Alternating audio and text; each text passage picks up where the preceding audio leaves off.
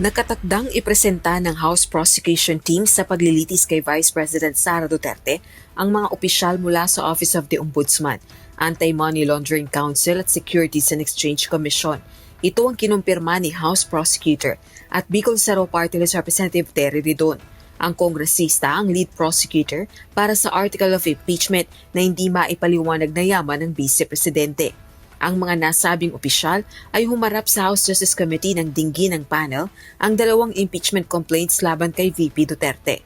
Bukod sa tatlong ahensya, pinag-aaralan pa kung kabilang sa ihaharap ng prosekusyon ang Bureau of Internal Revenue kaugnay ng tax records ng pangalawang Pangulo. I can speak for unexplained wealth. No?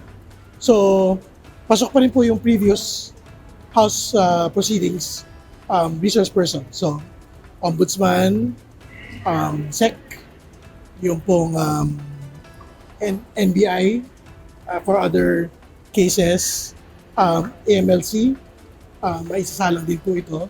Yung BIR, pinagpapasyan pa ho namin kung isasalang ho namin. Samantala, bukod sa private prosecutors, kailangan din ng House prosecutors ng tulong ng financial experts. We're also getting volunteer, aside from the lawyers, yung mga financial experts, no? And accountants, auditors, no? To look into the documents.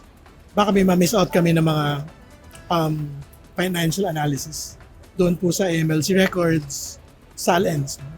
Para more or less complete yung pong presentation namin when we get to trial. Inihayag din ng kongresista na planong magsagawa ng campus tour ang House Prosecution Team bago pa magsimula ang paglilitis kay VP Duterte sa Hulyo. Layo nitong maipaliwanag sa publiko ang impeachment process at maisulong ang pakikilahok ng iba't ibang sektor ng lipunan sa pagbabantay sa isyong ito. Rosalie Coz, UNTV News and Rescue. Diyos ang aming sandigan, serbisyo publiko ang aming pinahahalagahan.